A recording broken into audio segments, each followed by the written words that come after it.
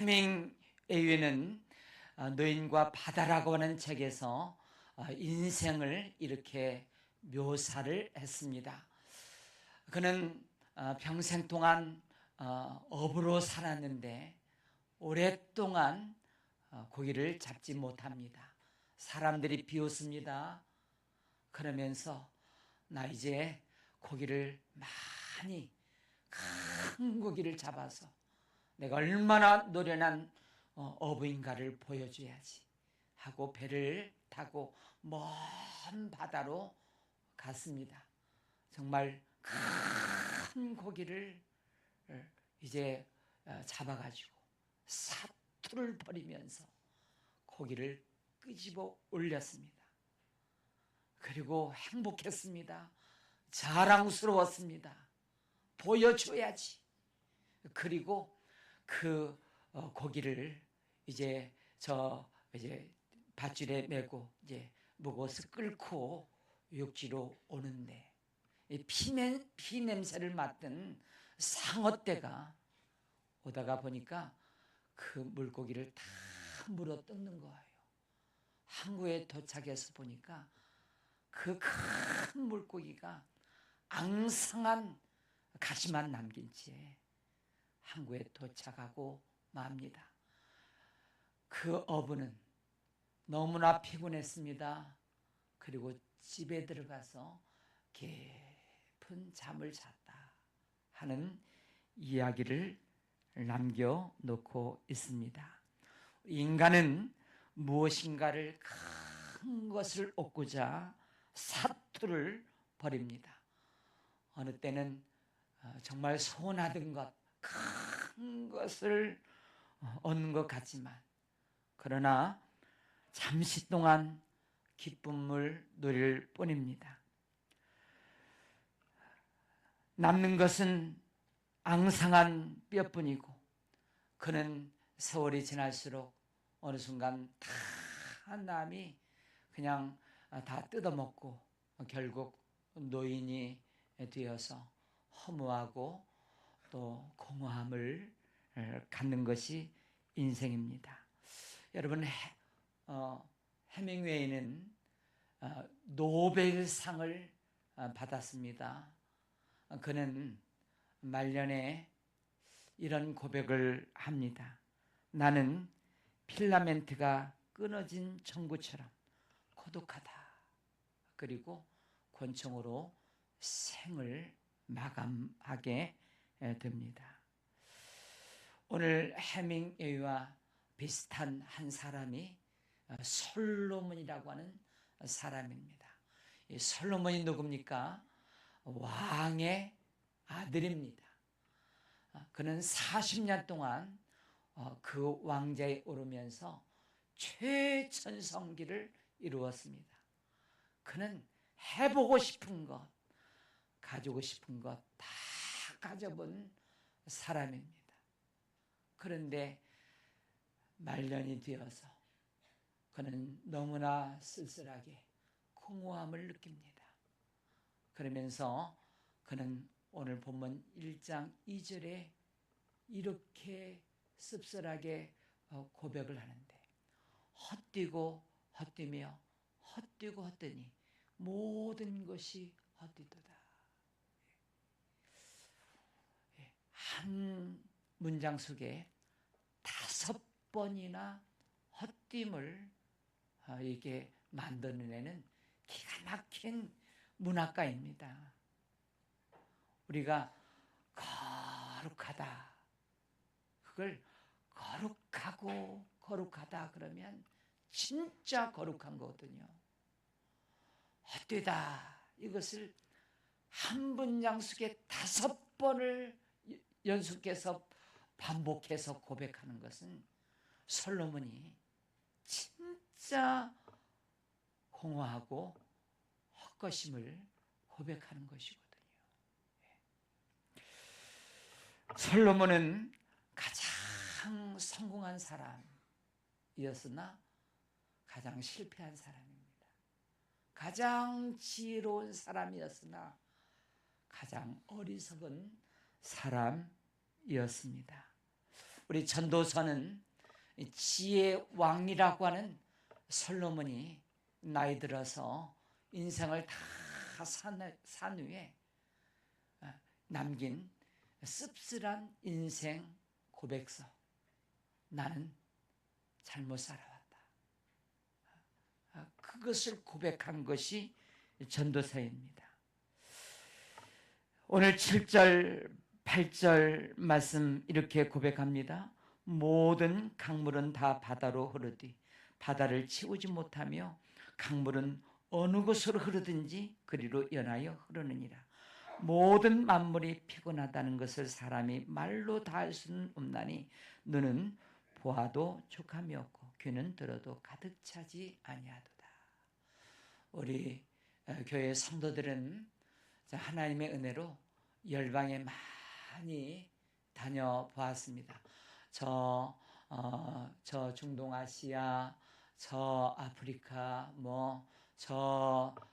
이 아시아 이쪽 많이 다녔습니다. 또 우리 열방에 가서 열심히 복음 전도하고 선교를 하다가 이제 책에도 나오고 사람들이 유명하다는 것을 어쩌다가 한번 마지막 날에 데리고 갈 때가 있습니다. 그러면 흥분이 듭니다. 야, 말로만 들었던 이 유명한 곳에 내가 가보다니. 그러면서 가서 봅니다. 정말 흥분이 됩니다. 이런 곳에 내가 와보다니.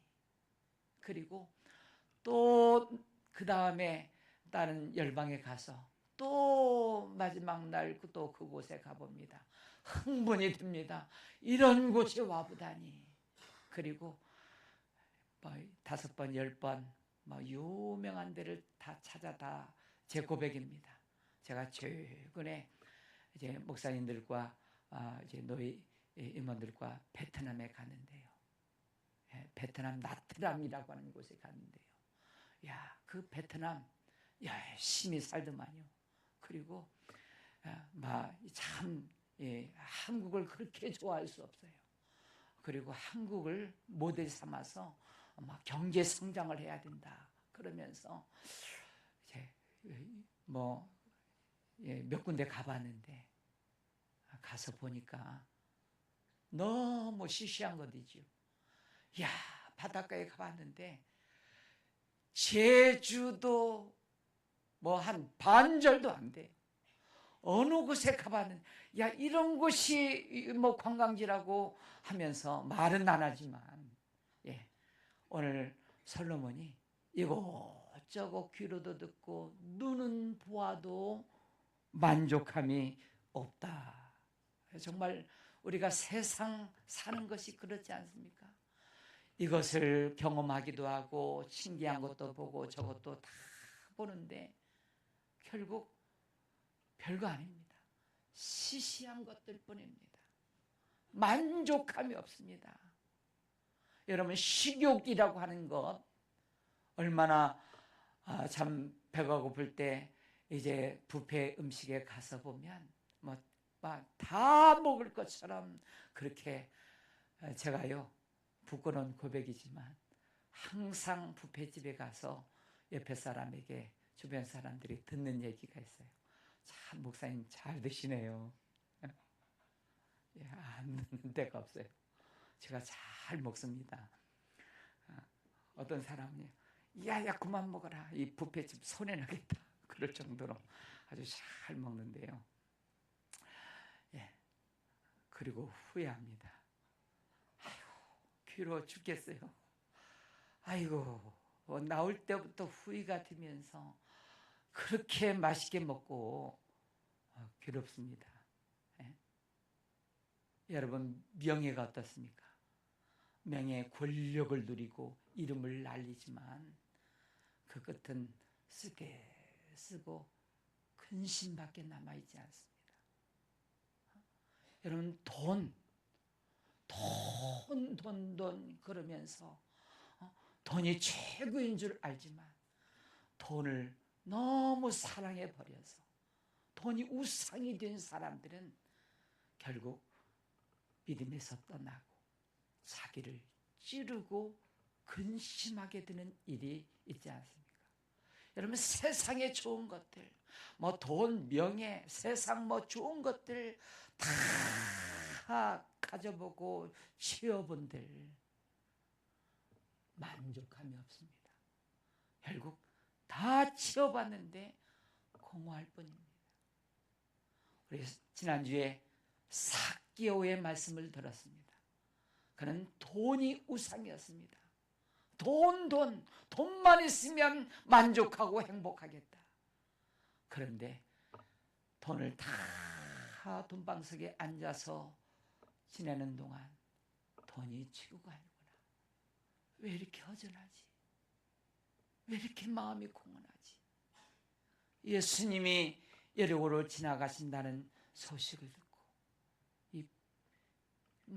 이 공허함을 달래기 위해서 그는 뽕나무에 올라가고 드디어 예수님을 만난 이후로 그는 공허함이 채워지게 됩니다. 여러분, 우리가 왜 모든 것을 다 갖고 소원했던 것을 다 이루었는데도 불구하고 만족할 수 없을까요? 이 공허함이 밀려들까요? 그것은 하나님께서 인간을 창조하실 때 그렇게 창조하신 거예요. 세상 모든 것을 다 가져봐라. 내 마음속에 빈 공간이 있는데 거기에 하나님으로 채우지 않고는 세상 모든 것을 다 채워도 공허할 뿐인 것이다. 저는 제 인생을 쭉 되돌아보면서 저에게도 소원들이 가끔 있었습니다. 제가 한 10여 년 전에 너무 힘들 때 저희 큰아들이 이제 늙은 나이에 군대를 갔는데 24살에 갔는데 이제 논산훈련소에서 마치고 이제 어느 곳에 모였다는 거예요. 어디로 떨어졌냐 그러니까 공수부대로 떨어졌다는 거예요. 그래서 공수부대 찾아보니까 이 부천에도 있고 저 전국적으로 한 7개 정도가 있는데 제가 기도를 드렸습니다. 그때 어려운 때입니다. 하나님, 우리 아들이 나이도 늙었고 그래서 이 부천에 떨어지면 제가 지금 고민하는 거 하나님 걱정하지 말라고 하는 신호로 알고 제가 걱정하지 않겠습니다. 연락이 왔어요. 어디로 떨어질게요? 여기 7공수, 여기 10부이면 가는 부천에 있는 공수부대로 떨어져가지고 기도하고 걱정하지 않는다고 그러고 그게 이틀밖에 안 가더라고요. 이틀밖에 안 갔어요. 또다시 고민하던 거 걱정스러운 일들이 밀려오기 시작하는데 여러분, 세상이 그렇더라고요. 지금까지 이것 있으면 나는 행복할 거야. 뭐 그런 것들이 있었습니다. 여러분, 그런 이야기 알지 않습니까? 어떤 호텔에 정말 돈 많은 사람이 왔는데 거기 하녀가 있습니다. 하녀가 그 돈 많은 사람을 부러워하면서 나한테 5실링만 있으면 행복할 텐데 그 중얼거리는 것을 그 부자 손님이 듣고 저 하녀의 소원을 들어줘서 행복해야 되겠다. 그래서 그 5실령을 주었어요. 이 하녀가 받고 너무 기뻐하면서 그리고 이렇게 중얼거립니다. 10실링을 달라고 그럴 거예요. 네. 여러분, 자기 소원이 이루어져도 얼마 못 갑니다. 그게 우리 인간의 모습입니다. 솔로몬은 자기가 왕이 되어서 가지고 싶은 거 해보고 싶은 거 다 이루었는데 그리고 2절에 보니까 이렇게 1절에 말하고 있습니다. 2장 내가 시험 삼아 나를 즐겁게 하고 낙을 좀 누려야 되겠다. 그래서 2절에 내가 한번 실컷 웃어봐야지. 근데 미친 것이라. 내가 기뻐해봐야지 희락에 대해서 무슨 소용이 있는가. 3절에 어떤 분들이 좋아하시는 술로 내 육신을 즐겁게 할까? 아무 소용없구나. 또 4절에 나의 사업을 크게 한번 해봐야지. 집들을 짓고 포도를 수목을 가르고 또 소와 양떼 소유를 많이 가져보았는데 아무것도 아니었습니다. 8절에 은금들 보배들 노래하는 남녀들을 많이 세우고 그리고 첩첩들을 1000명이나 두었습니다. 그러면 이 정도 했으면 만족이 와야 되고 공허하지 않아야 되는데 그는 헛되고 헛되다. 다 헛되다. 그래서 9절에 2장 9절에 내가 이같이 창성하여 10절 무엇이든지 내 눈이 원하는 것을 내가 금하지 아니하며 무엇이든지 내 마음이 즐거워하는 것을 내가 막지 아니하였으니 이는 나의 모든 수고를 내 마음이 기뻐하였음이라. 이것이 나의 모든 수고로 말미암아 얻은 몫이로다. 그 후에 내가 생각해 본즉 내 손으로 한 모든 일과 내가 수고한 모든 것이 다 헛되어 바람을 잡는 것이며 해 아래서 무익한 것이로다. 이런 거 저런 거 뭐 다 경험해 봤다는 거예요. 다 가져봤다는 거예요. 모든 지식을 다 동원해서 연구도 해봤다는 거예요. 그런데 결론이 다 바람을 잡는 것이었다. 잡는 것 같은데 쥐어보니까 아무것도 없는 거예요. 그것 소원이 이루어지면 그것 이루어지면 다 만족할 줄 알았는데 다 헛것이었다. 아무것도 아니다. 그러면서 이 전도서를 남기면서 우리에게 교훈을 주고 나처럼 살지 말아라. 이렇게 남긴 것이 전도서입니다.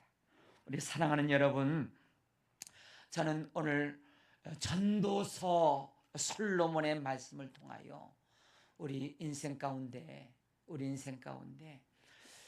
이 솔로몬의 그 뒤를 따라서 이렇게 사는 것이 행복할 거야, 만족할 거야 하면서 달려가는 인생들이 너무나 많이 있다는 것입니다. 내 그 소원이 이루어지면, 돈만 많이 채워지면, 내 사업이 크게 잘 되면, 자식, 이거 다 이루어지면 나는 다 만족하고 행복할 거야. 그런데 결론은 헛것이라는 거예요. 공허하다는 것이. 그래서 우리는 수많은 예수 믿는 사람들이 인생 다 살고 나서 죽기 가까우기 전에 솔로몬과 같이 그렇게 고백하는 사람들이 세상에 너무 많이 있다. 너무 후회스럽다. 내가 이렇게 사는 것이 아니었는데 내가 왜 이렇게 살았을까? 다 바람을 잡는 것 같고 만족하지 못한 인생을 내가 살아온 것을 그제서야 후회하고 깨닫는데 너무 늦어버렸어요. 그러므로 오늘 젊으신 여러분들이요, 아직 남아있는 인생이 많은 여러분들이요, 오늘 하나님께서 전도서를 통하여 우리에게 교훈해 주시는 것이 무엇입니까? 이렇게 살아도 헛되고 공허한 것뿐인데 우리는 방향을 바꿔야 된다. 이렇게 달려가는 인생이요, 나중에 솔로몬처럼 후회하지 말고 솔로몬이 남긴 공허하지 않는 인생, 후회하지 않는 인생이 되려고 하면 어떻게 해야 되겠는가? 그것을 마지막으로 우리에게 남긴 말씀이 전도서 12장 13절입니다. 우리 함께 읽습니다. 이래 결국을 다 들었으니 하나님을 경외하고 그 명령들을 지킬지어다. 이것이 모든 사람들의 본분이니라. 예, 오늘 이 말씀을 듣는 여러분들이요, 많은 분들이 지금 만족을 주지 못하는 공허한 인생으로 끝에 후회할 그 길로 많이 달려가고 있을 터인데, 오늘 솔로몬을 통해서 내가 이래 결국 내 인생을 다 살아본 결과 다 헛되더라. 내가 마지막으로 이제 이 후세 사람들에게 남긴다. 공허하지 않는 인생, 후회하지 않는 인생에 되려고 한다면 두 가지가 반드시 지켜져야 되는데, 첫째가 하나님을 경외하는 것이다. 이래야 만족하고 행복한 인생을 살 수 있다. 뭐라고요? 하나님을 경외하며 살아야 된다. 경외하는 사람들이 있습니다. 하나님을 경외하는 사람들의 특징이 있는데, 그 사람들은 말씀에 순종하더라 하는 겁니다. 이게 경외하는 사람들입니다. 창세기 22장에 아브라함이 하나님을 경외한 사람입니다. 어느 날 하나님께서 이런 명령을 내리십니다. 내 아이를 번제물로 내게 바쳐라. 백세 얻은 아들 이삭, 눈에 넣어도 아프지 않는 이삭, 보기만 해도 행복한 이삭, 그 이삭을 번제물로 드리라니. 아브라함도 얼마든지 할 말이 있었습니다. 아니, 하나님, 이러려고 자식을 주신 겁니까? 그럴 수 있었어요. 그런데 아브라함이 하나님의 말씀에 경외합니다. 그 말씀이 비상식적입니다. 이해가 안 됩니다. 아니, 사람을 자식을 제물로 드리라니. 그게 되는 말, 이 상식이 비상식적입니다. 그런데 아브라함이 그 말씀을 순종하는데요, 우리는 여기까지 가기를 축복합니다. 왜 아브라함이 비상식적인 이 말씀에 대해서 이런 방구 한마디 대꾸하지 아니하고 순종했을까요? 그는 하나님이 어떤 분인가를 알았어요. 하나님이 말씀하시는 것이면 다 옳은 거다. 하나님이 내게 명령하시는 것은 나를 위한 것이다. 하나님이 약속하시는 것은 다 이루어진다.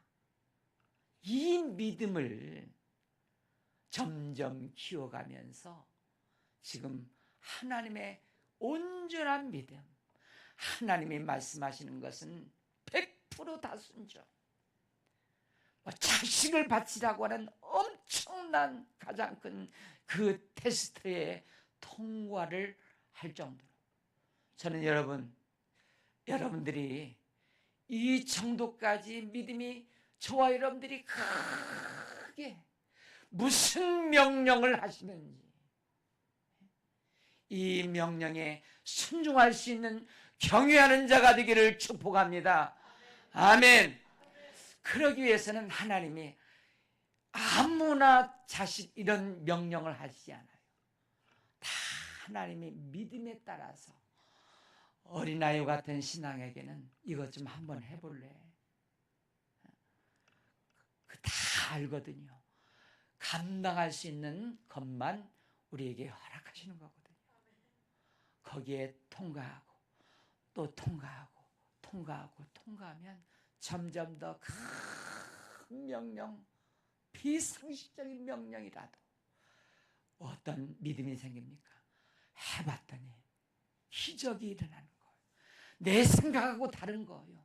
하나님의 옳은 거예요. 하나님의 말씀하시는 것은 나머지 복이에요, 복. 그래서 이만큼 순종하고 작은 것부터 순종할 때 이 큰 것도 순종할 수 있는 아브라함의 믿음이 드는 겁니다. 이러기를 축복합니다. 우리는 어떤 사람입니까? 하나님이 믿음 키워주시고 아브라함의 복을 주시려고 그러는데 이걸 내 생각에서 잘라버려요. 내 마음대로 그냥 이거 안 된다는 거예요. 싫다는 거예요. 자기 소견대로 그냥 자기 마음대로 살아. 그러니까 믿음도 안 크고 이런 기적을 맛보지 못하는데, 여러분이요, 저는 이 한나가 참 한나가 하나님의 응답을 받는 좋은 모델 케이스입니다. 누구라고요? 가브리엘 찬양 누구요? 한나야, 한나. 한나가 사무엘을 어떻게 자식이 없을 때 사무엘을 하나님이 선물로 주셨는지 그 과정을 보면요, 우리가 배워야 되는데, 그 분인나가 괴로움을 당하고 자식 없는 서름이 얼마나 큽니까?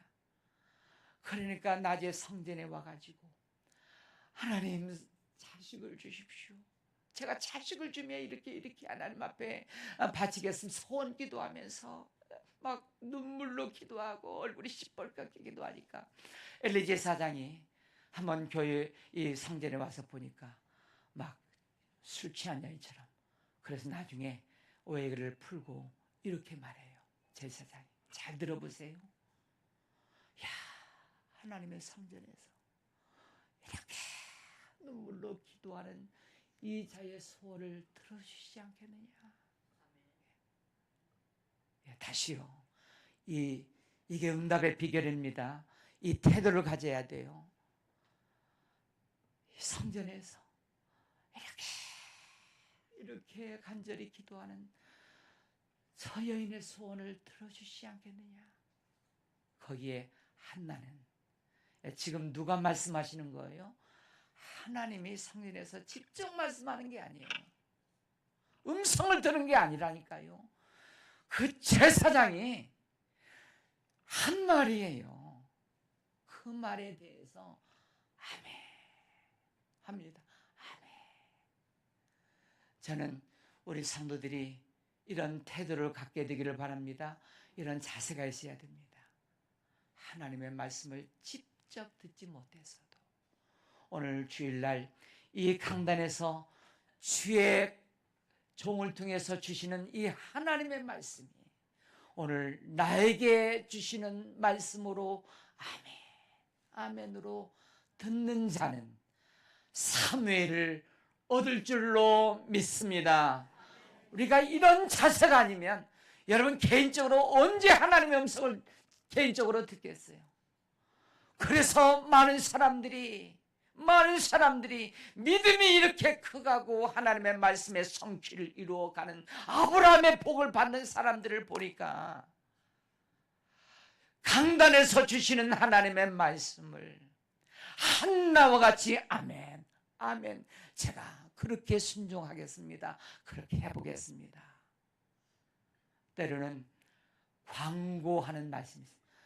교회에 어떤 행사가 있고 어떤 행사가 있습니다. 이렇게 여러분이 따라주시면 고맙겠습니다. 아멘, 제가 순종하지요 하고 순종하는 사람들을 통해서 하나님 그런 사람들을 향하여 하나님을 경외한다 하는 겁니다. 할렐루야. 예. 이런 말씀에 순종하는 사람 되기를 바랍니다. 어떤 장로님이 이제 은퇴를 하고 70이 되었어요. 그동안 여러 가지 책을 읽으면서 유익을 얻기도 하고 또 재미도 느끼고 그랬는데 하나님 이제 70이 되었습니다. 모든 책은 다 정리하고 이제 하나님의 말씀만 읽겠습니다.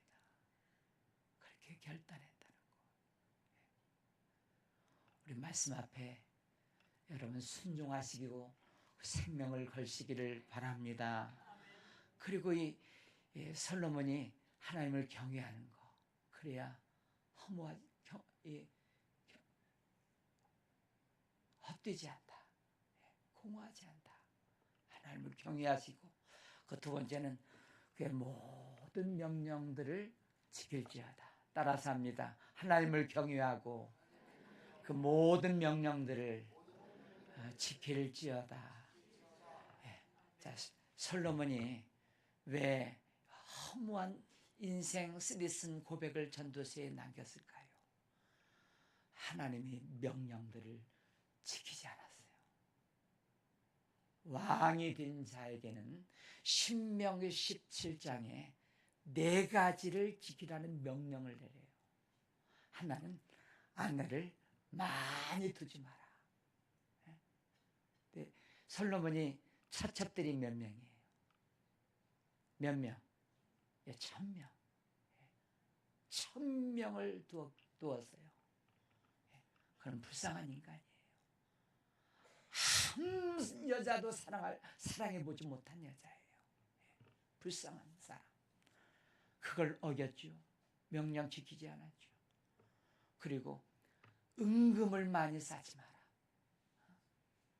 은금 다 해가지고 금은이 남아 도니까요, 금으로 막 방패를 만들고요, 별 일을 다 했어요. 그냥 휘황찬란하게 꾸몄어요.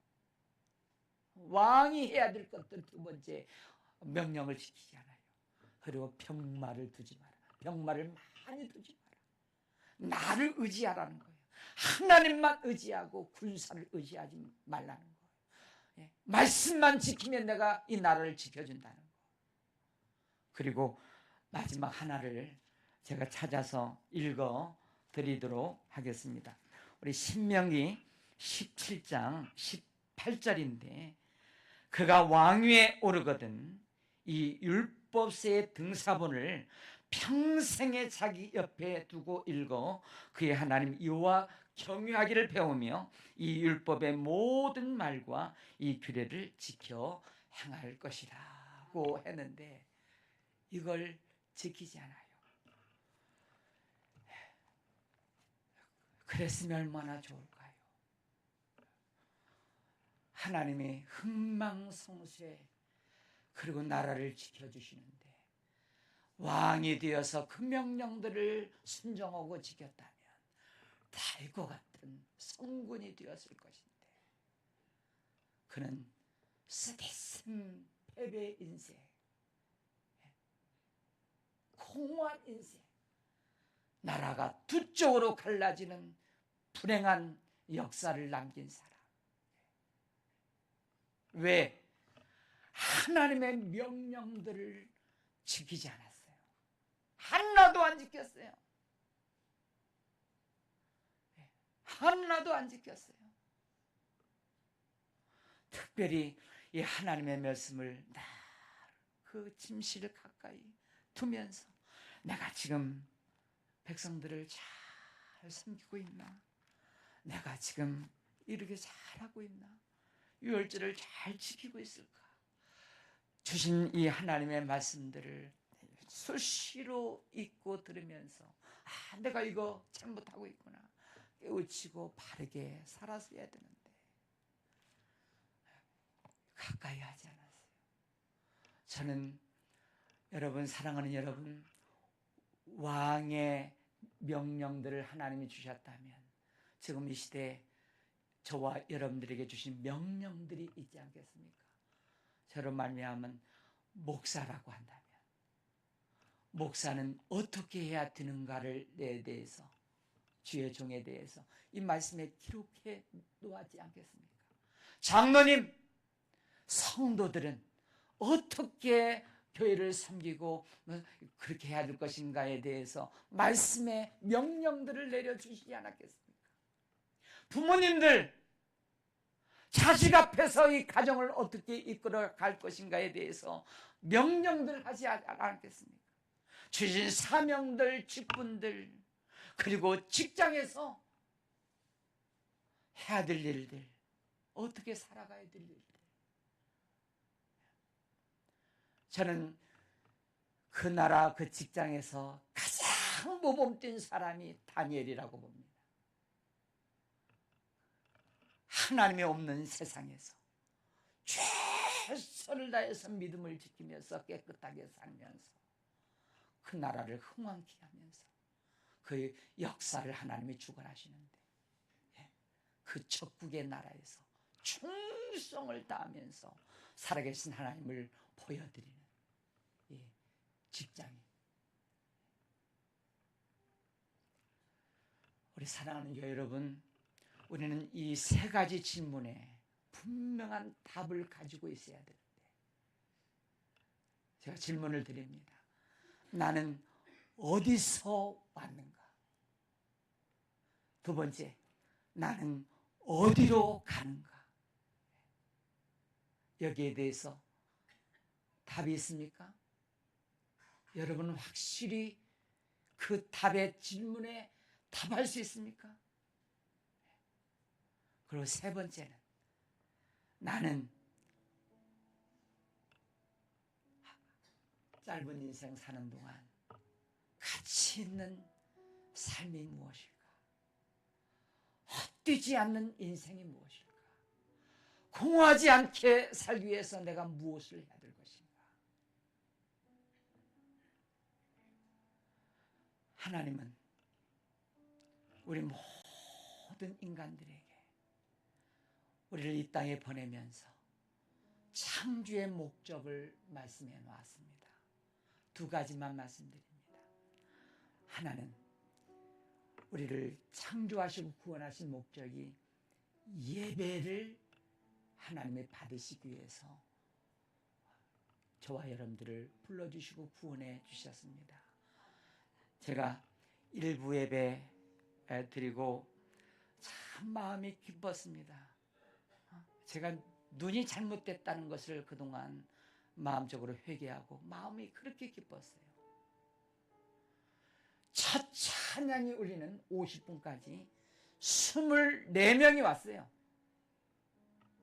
그리고 11시 예배 시작하기까지 12명이 왔어요.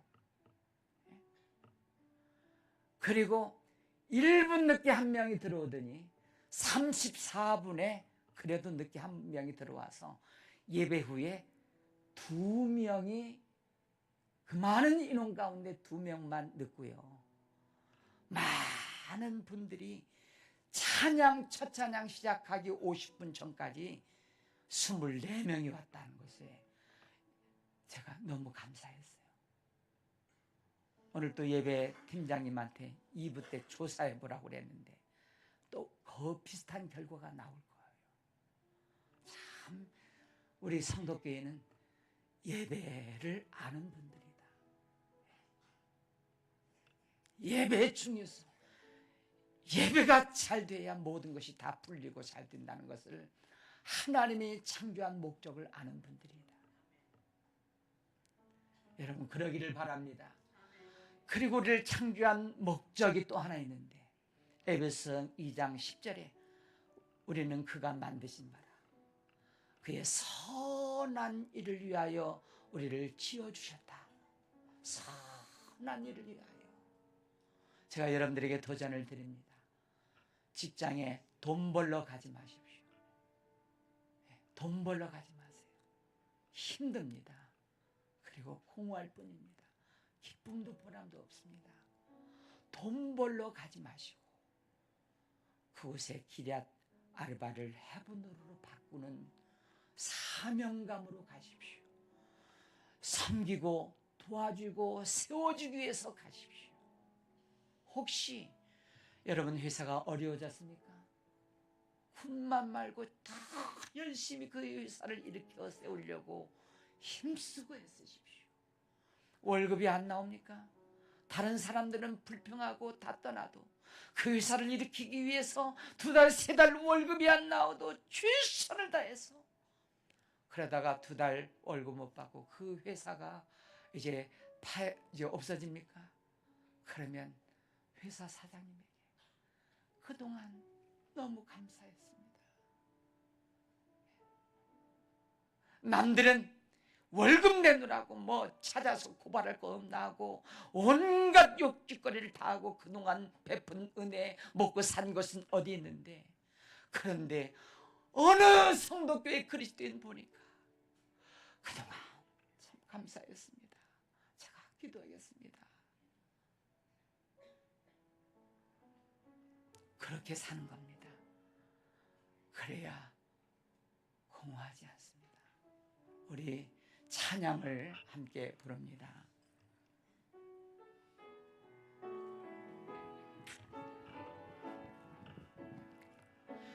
우물가의 여인처럼 난 구했네. 헛되고 헛된 것들을 그때 주님 하신 말씀, 내 샘매와 생수를 마셔라. 오 주님 채우소서. 나의 잔을 높이 듭니다. 하늘 양식 내게 채워주소서. 넘치도록 채워주소서. 많고 많은 사람들이 찾았었네. 헛되고 헛된 것들을 주